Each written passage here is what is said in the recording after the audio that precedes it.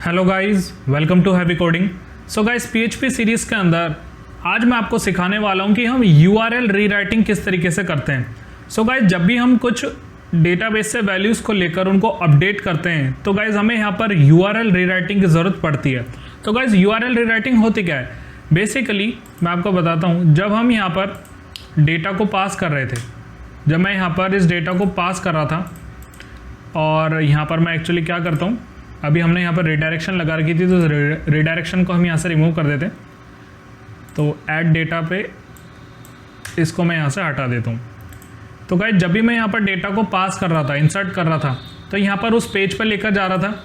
But guys, जब भी हम उस पेज के अंदर इसकी मेथड का गेट कर देते थे, जब हम गेट मेथड को यूज़ करते थे तो क्या होता था, जब हम वैल्यू को यहाँ पर डालते थे और इंसर्ट करते थे तो यहाँ पर एक यूआरएल जनरेट होता था जिसके साथ उसका नेम जाता था और उसकी वैल्यूज़, एंड नेम और उसकी वैल्यू।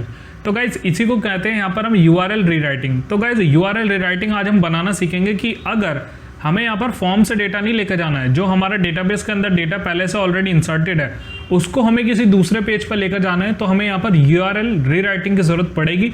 तो वही मैं आज आपको सिखाने वाला हूँ।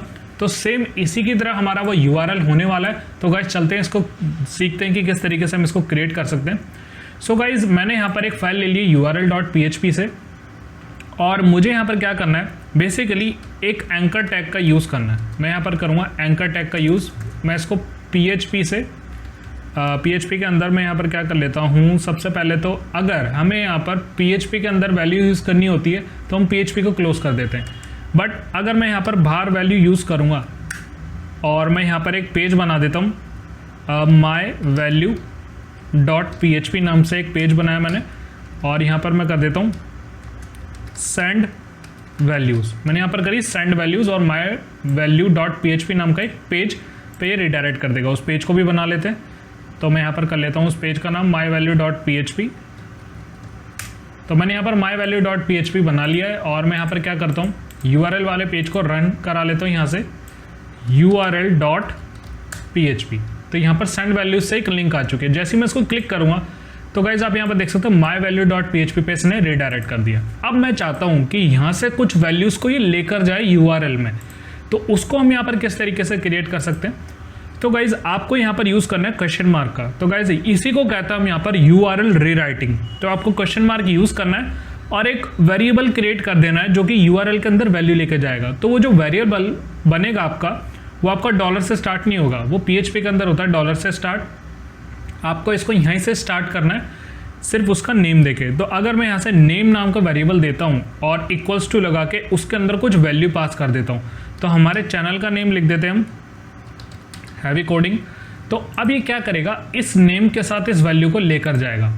रिफ्रेश करता हूँ इस पेज को, और जैसे ही मैं माउस को इसके ऊपर लेके जाता हूँ तो आप नीचे यहाँ पर ध्यान देना, यहाँ पर कि जैसे ही मैं इसके माउस को ऊपर लेके जाता हूँ तो यहाँ पर क्या लिखा आ रहा है, myvalue.php question mark name equals to Heavy Coding. तो जैसे ही मैं इसके ऊपर क्लिक करता हूँ तो आप यहाँ पर देख रहे हैं कि एक नेम नाम का वेरिएबल जो कि URL में वैल्यू लेके जा रहा है हैवी कोडिंग।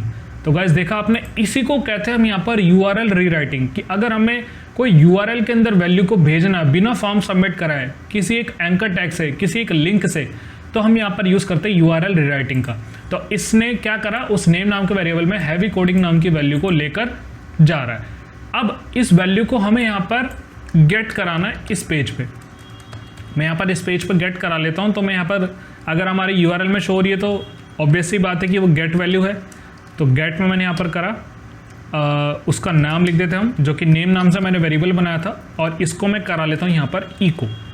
ब्राउजर पे जाता हूँ, रिफ्रेश करता हूँ, तो गाइस देखा आपने, हैवी कोडिंग यहाँ पर मेरे पास वैल्यू आ चुकी है। अब हमने क्या करा, URL में भेज के उस वैल्यू को यहाँ पर गेट करा लिया। गाइस, ये पोस्ट में नहीं चलता, ये आपका रिक्वेस्ट में चल जाएगा, बट आपका ये गेट और रिक्वेस्ट में ही काम करेगा, ये आपका पोस्ट में काम नहीं करेगा। तो गाइस, ये रिक्वेस्ट में भी चल रहा है मेरे पास, क्योंकि गाइस अगर हम पोस्ट से वैल्यू भेजते हैं तो वो फॉर्म से भेजते हैं, जो कि एक सिक्योर होती है। बट अभी ये क्या है, अनसिक्योर है। इसको मैं क्लिक करूँगा तो ऊपर वैल्यूज़ हमारी दिख रही है। अगर मैं यहाँ पर हैवी कोडिंग की जगह हैवी चैनल कर दूंगा, जैसे मैं यहाँ पर इसको एंटर करता हूँ तो देखा गाइज आपने, इसकी वैल्यू भी बदल गई। तो जो वैल्यू इसमें URL में पास हो रही है, ये वही वैल्यू मुझे यहाँ पर ला कर दे देता है। तो गाइज ये एक सिक्योरिटी मुझे यहाँ पर प्रोवाइड नहीं करता है। तो गाइज यही इसका एक ड्रॉबैक है। तो मैंने यहाँ पर वैल्यू दी है, मैं उस वैल्यू को फिर से लिख देता हूँ तो वही वैल्यू मेरे पास यहाँ पर आ चुकी है।